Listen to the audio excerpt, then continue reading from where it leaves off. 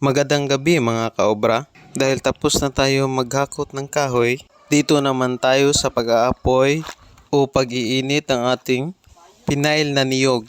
Simula hapon hanggang sa mga oras na ito ng gabi, patuloy po tayo mga kaobra hanggang sa mamula-mula o maghiwalay na ang laman at shell o bagul. Bitaw ka ng kang ana ba?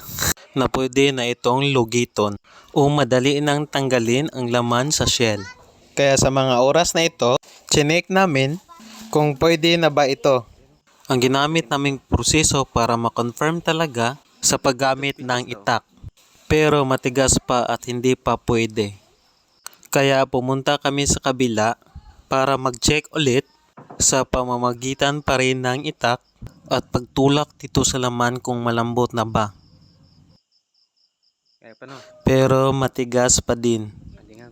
So pinagpatuloy namin sa pag-aapoy at pagdagdag ng panggatong. Katapos namin ito hanggang sa madaling araw na pwede ng lugiton.